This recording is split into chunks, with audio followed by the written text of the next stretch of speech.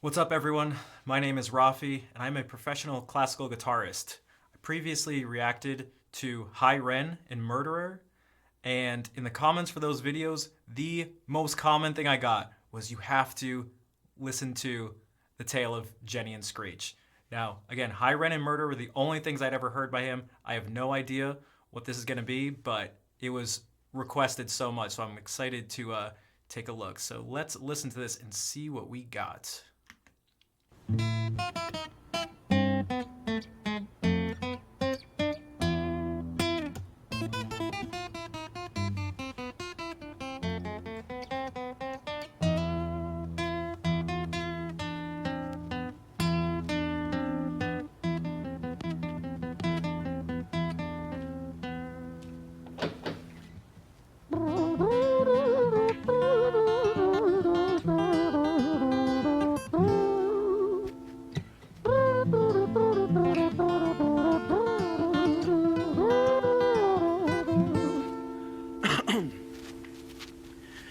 It was a quiet, dark night. Okay, sorry for pausing already. I see what you guys are saying. Also, a bunch of people mentioned, I was curious about his background, a bunch of people mentioned influences from him being mainly self-taught, but his influences, listen to a lot of Django Reinhardt. I feel like already hear that in the beginning with that style. Obviously, it's not like completely gypsy jazz, but I'm totally hearing that already. And then that pedal point thing that he does, is definitely a classical inspired thing. So I'm already hearing this. I'm already hearing this. But let's see what happens. Let's see what happens with the words. In an empty street, somewhere in London City.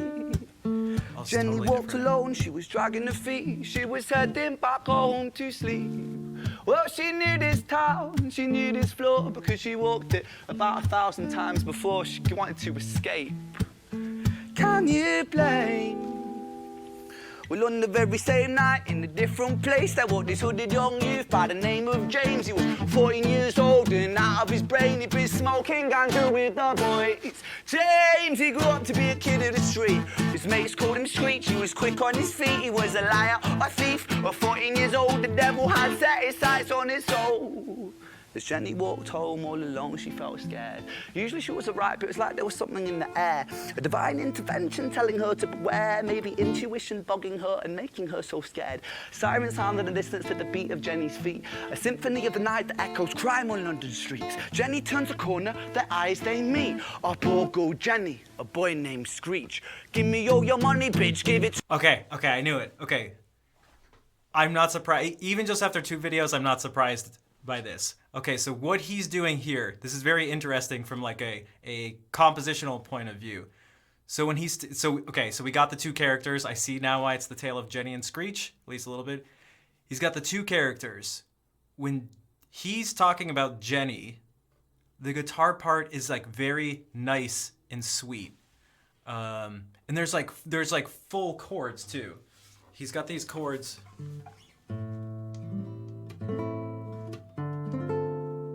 Sometimes these minor 7 chord. And when he starts talking about Screech every time, it goes from this finger picking stuff to all of a sudden he's just playing fifths. These are like power chords, and he's just strumming. And you can hear it in his voice too. The whole mood, everything changes. So he's giving character to with the music. It's serving the story in this way. Also, this story is, why do I have a feeling something bad is gonna happen? Uh-oh. To me, if you cooperate, then you'll soon be free. I want your purse, your phone, don't fucking look at me. I mean it, bitch, are you listening to me?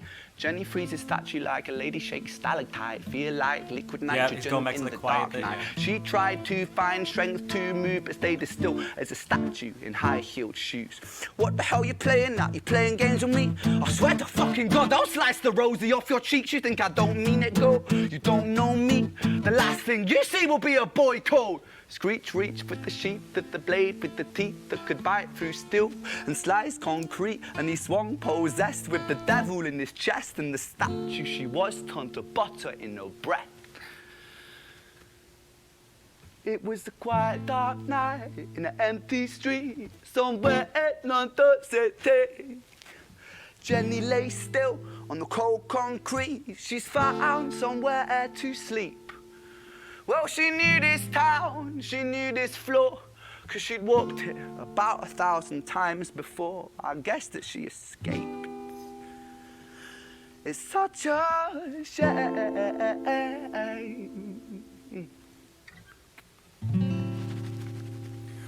Oh, wow. Okay, you want a gypsy jazz chord.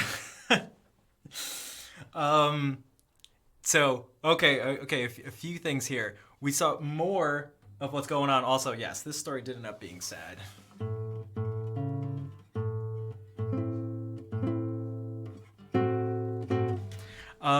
We got, he does this chord. Okay, so it changed. We had Jenny, this soft thing like this, and we had Screech.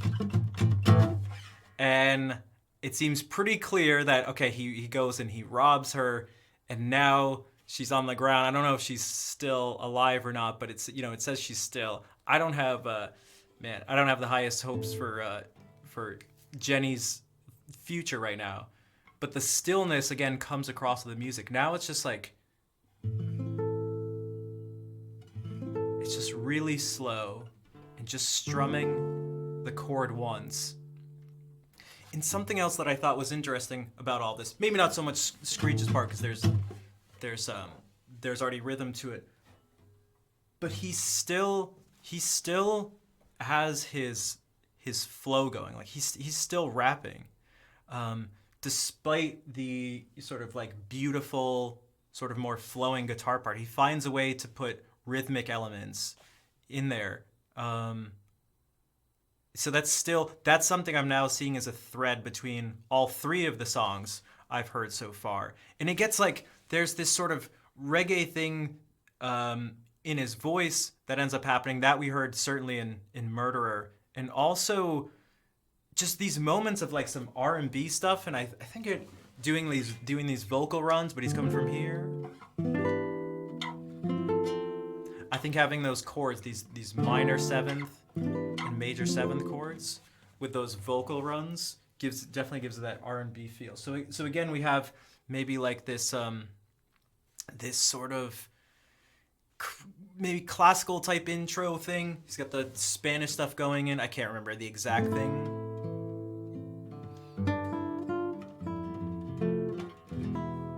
He's got those chords going down. Also this thing.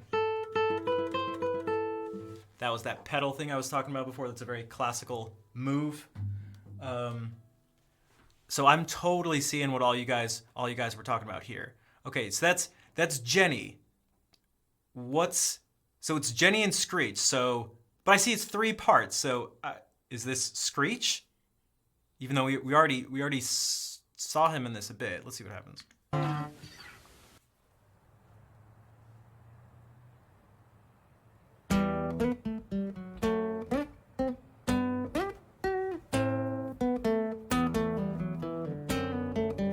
Another classical sounding thing for sure. Okay.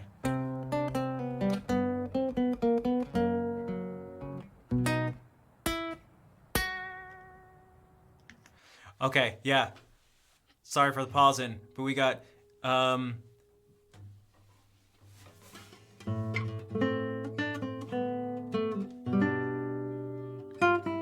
something like this.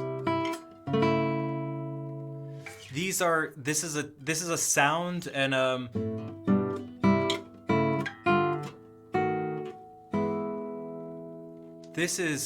these are like classical music and pop music.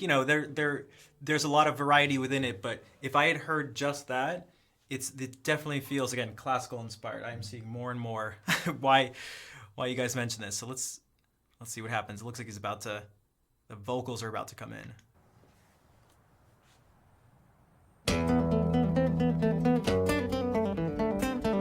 Okay, the energy's building up. More of that pedal thing I was talking about.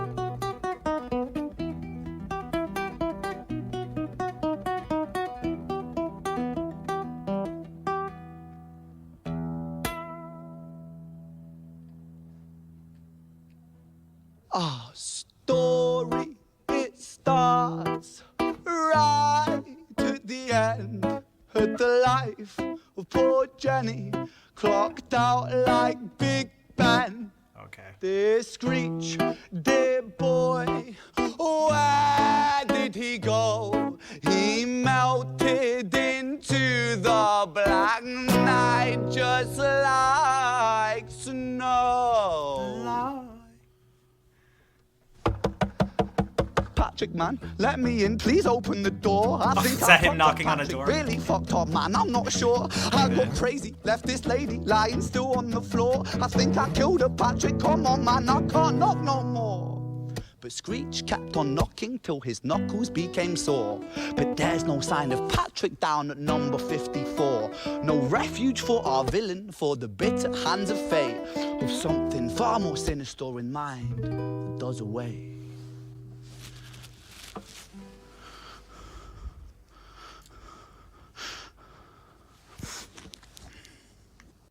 This is very okay, I was not expecting him to just pull out a phone. I don't know. Okay. So one thing, he's doing the thing again where he's got something separate. He's got a separate mood for, I guess, really talking about Screech again.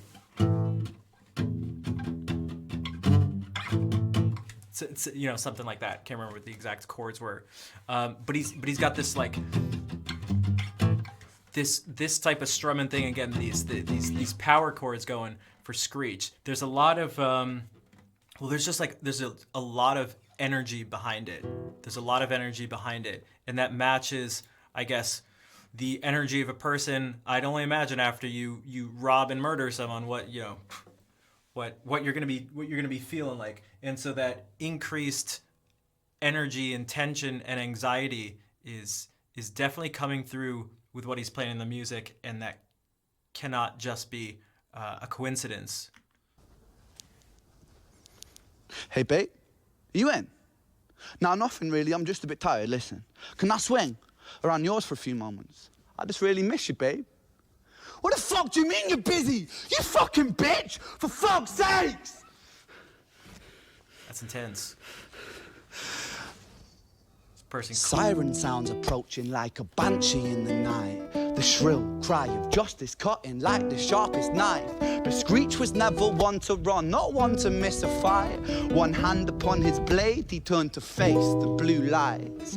Come on then, you fucking cunts, let's fucking have you then. I am Screech, I'm the boss, I'm the ender of men. You think that uniform you're wearing means that you own these streets? These are my fucking streets, and they call me fucking Screech! Richard was an officer who stood at 6'3", working London on the night shift. What he didn't think he'd see was a boy running at him like an animal possessed. With no time to hesitate, he fired 4 bullets at Screech's chest.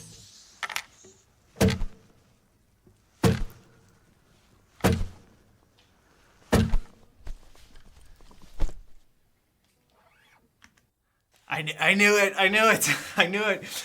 The second he did it once, it was like, yo, you gotta do it 4 times.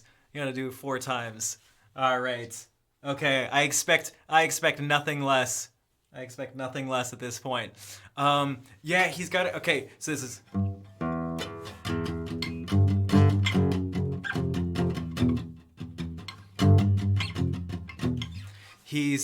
is... And he did it up here. He's got more notes going up here, so it's even.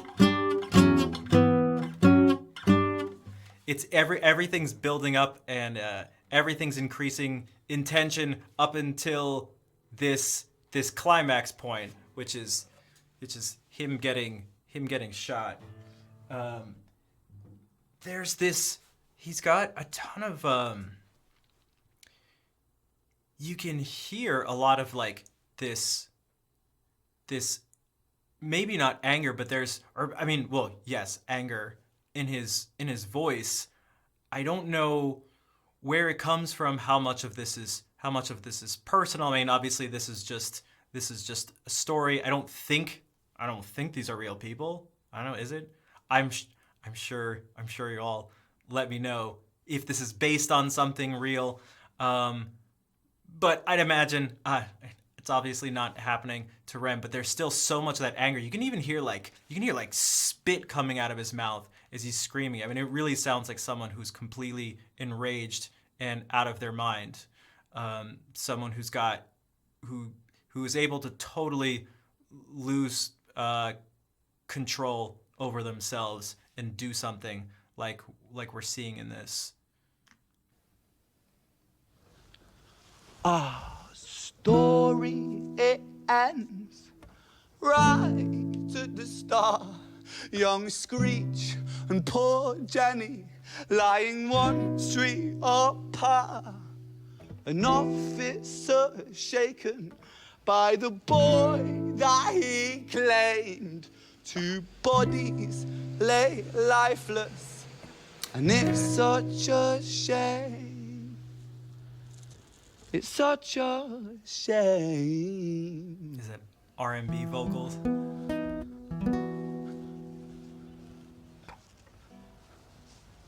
Okay, so we got the answer if it wasn't sure before. All right, yeah, Jenny did not make it.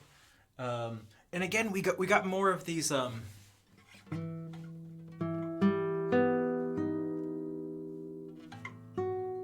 F sharp 2. Did he do it like this?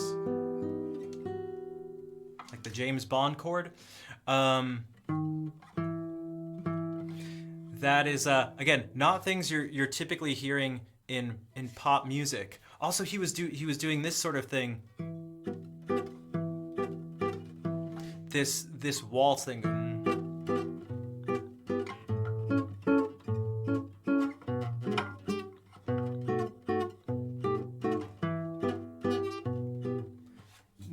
That is again not something. These are like all things that don't seem to be characteristic of most pop music. And so for me, I find, although I do find things in what we typically consider pop music to be interesting, this is to see something like this is really cool and unexpected. At least to me, it's unexpected. Okay, and it looks like this is about to come to an end. Now there's a third part. Now he said the story ends. But there's clearly not only is it not over, this third part is longer than the parts that came before it. Jenny, Screech, I don't know. Let's find out.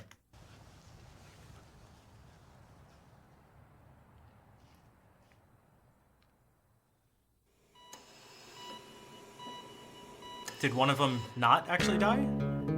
Okay. Third character.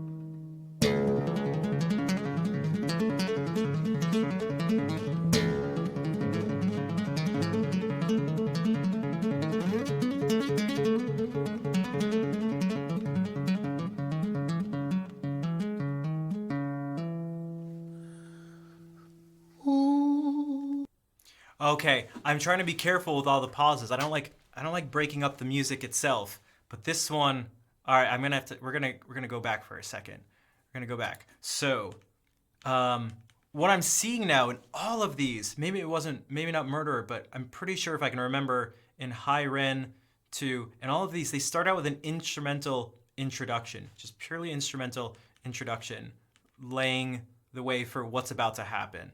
But there were some things I want to point. So this is. I'm not gonna be able to play along with it. He has his guitar. It's not in standard tuning. It's tuned down to D, but everything's down. Okay, this thing is. Maybe you do hear it in some pop music, but not. This is more like folk music.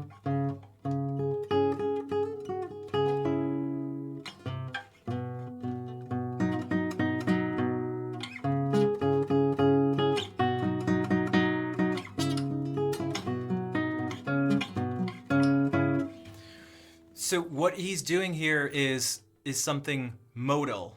Now, I don't know if anyone's heard of modes before. Sometimes they can be very mysterious. But it's like he's not really in this key. It's not really minor, and it's not really major. And maybe this sounds...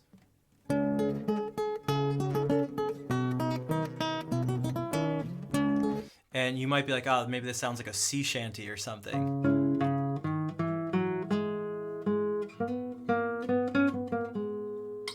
This mode, so we're in Dorian. We're in C sharp Dorian. For the nerds among us. But what it's gonna do is it's gonna give you this particular sound.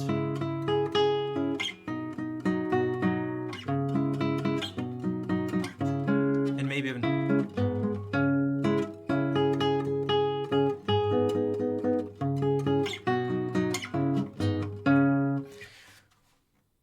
How often do you hear that in music on the radio? So we've got this thing going on. Now it ends up being very different from what happens right after.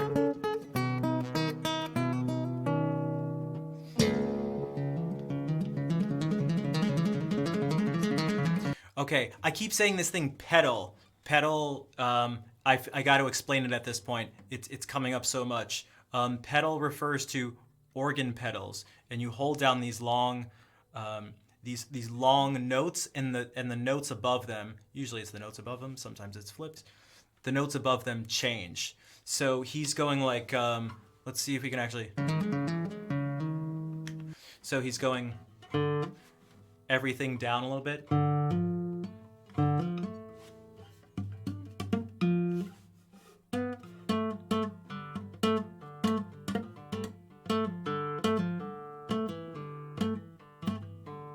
But it's always coming back to this open note.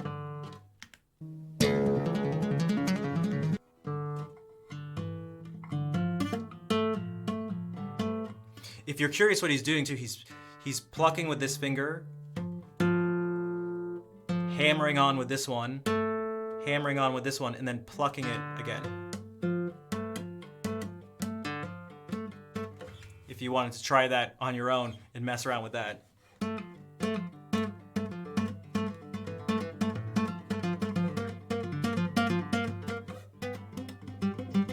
You know, if you can change what each finger is doing, but it's again there's this note. It's always coming back to that low note. It's all going back to that in between. And he's got that low note on the bottom too, which he's snapping.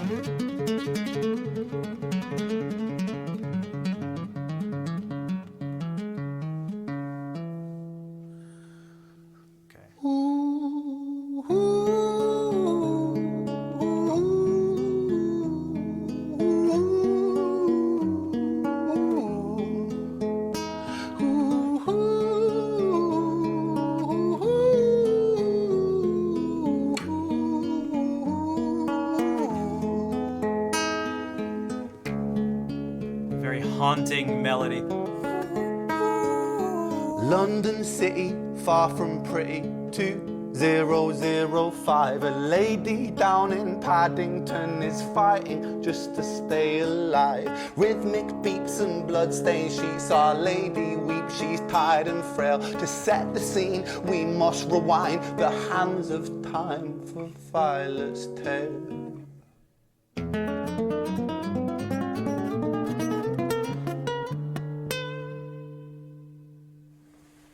Is that him rewinding?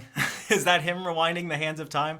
Do we just transport? Do we just transport? That sounds like something you get like in effect. Not those exact notes, but this type of thing. I don't know about you, but that's the impression I got, that was supposed to be us. That was supposed to be us time traveling. Musical representation of time traveling.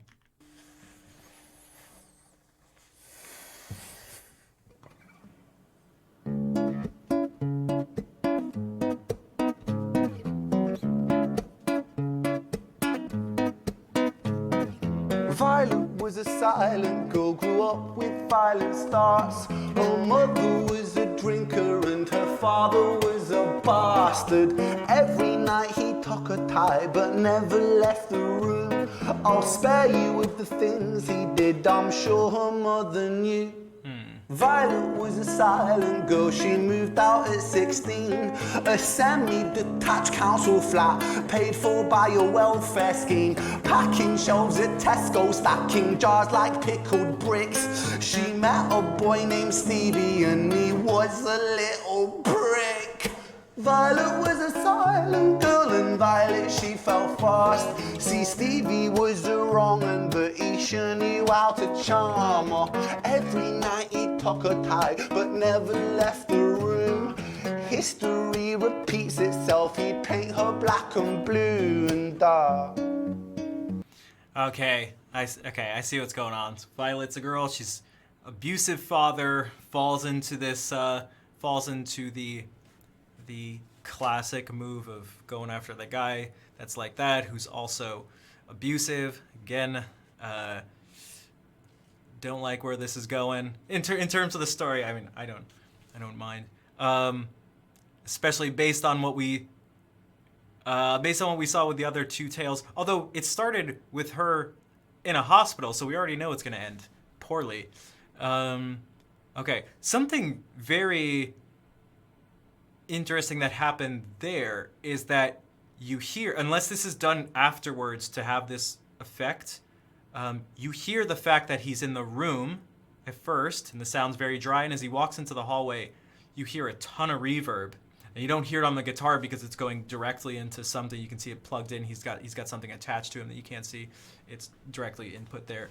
But so it totally changes the sound of the music as he goes through the hall, which you typically don't see. Things are like dubbed over, so you're not actually what you see in a video is not actually what you're hearing. But that is either exactly what we're hearing here. I have a feeling with him that's, again, I'm getting these impressions. That is what's happening, that he's doing, you guys have been mentioning things like he likes doing things in one take. All of this stuff has been by himself too, so this is just one person and a guitar, so I'm imagining this is in one take and he really is recording this right now. Like as we see in the video. Okay, abusive boyfriend who's very charming but actually treats her terribly. She never stood a chance.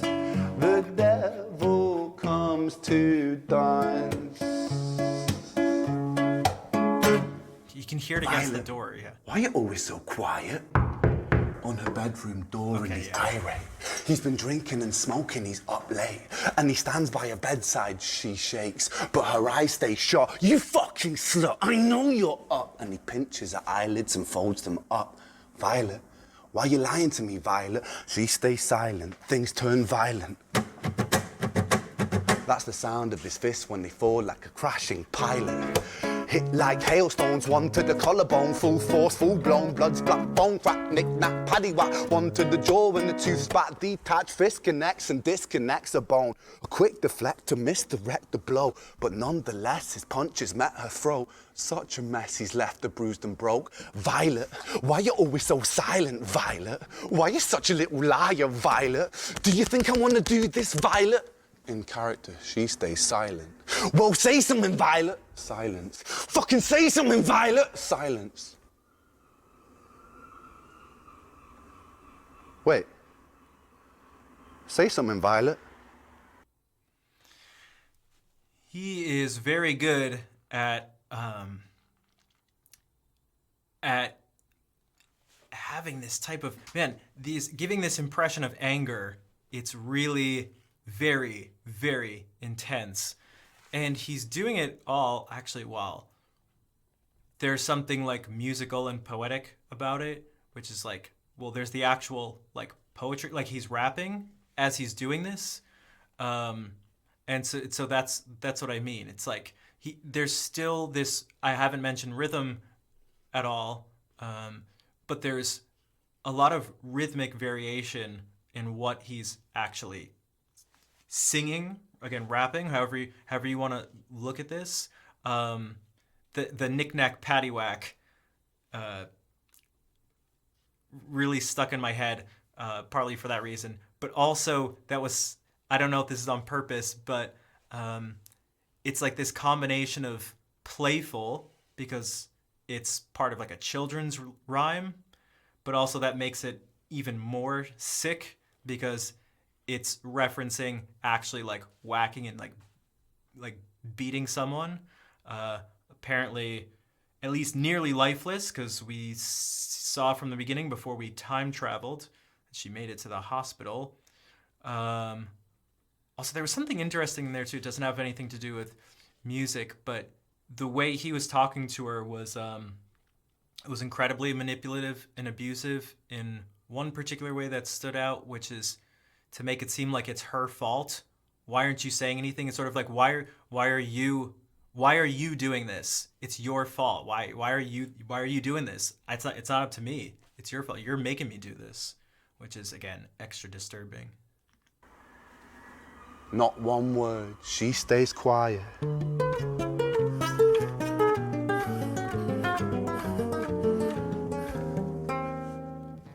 Okay, did we just get transported back?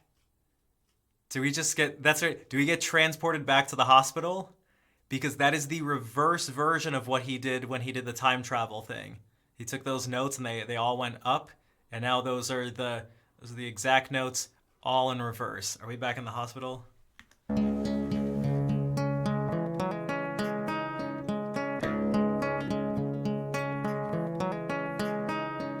London City, far from pretty, 2005. A lady down in Paddington is fighting just to stay alive. The doctor, in a state of shock, saw something here so very wrong. See, Violet, she was pregnant. Poor Violet, she was 9 months gone. Turning to the doctor, Violet broke her silence and she cried, "If I'm to die right here tonight, please let my baby stay alive." The doctor soon regained composure, called the surgeon to come in. As Violet's world turned to black, the curtains closed, the lights went dim. In London City, far from pretty, 2005. A lady down in Paddington just lost the fight to stay alive. A tragedy or a miracle, it happened on these very streets. Two twins aligned side by side. A girl named Jenny and a boy named Screech.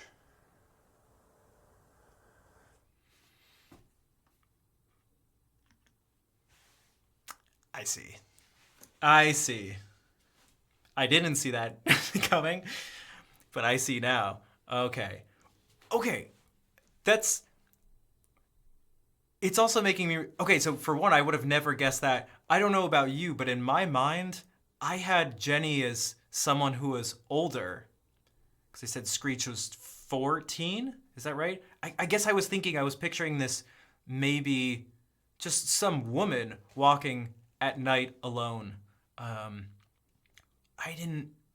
Right? Am I? Oh, geez, maybe I'm missing something here. It's hard to listen to all the words and follow the story and the music and do all this at once. But that was the impression that I got. But wow, okay, they were twins separated at birth, I guess, to meet in the most terrible of ways later in life. Okay. Very interesting. That was really intense. That might have been this might have been my favorite one so far, though. There was a lot to it. I like the story element of things, and there was a lot of musical variety as well. And then there's just the overall there's the overall aesthetic and vibe, which is really cool. It's clearly a mix of a lot of different influences. Again, it's not just hip hop or just classical or just reggae or R&B. I'm getting those as maybe the main four. Yeah, let's say hip hop, classical, reggae, R&B. And obviously, we mentioned Django, and I'm sure there was some which just sort of sounded like metal too. But it's from listening to the other songs, it's seeming like these are some of these like four major influences. Again, at least as far as I can tell for now. Okay, so that was the tale of Jenny and Screech. Very intense. I really enjoyed it though. So thank you again for those of you, so many of you who recommended to take a look at that song next. So just a reminder, if you haven't already, make sure to like and subscribe. Let me know in the comments below any answers to the many questions I felt like I had. You all are super knowledgeable about stuff in Ren's life and in his music. It's interesting to learn about. And also any recommendations for the next video to do, definitely let me know. Because I'm purposefully not listening to anything that you guys don't tell me to, because I want to listen to the things. If I'm going to listen to it, I want to react to it with a totally clean slate. It's more fun that way for me. So yeah, I'll leave you with this based on what he ended with.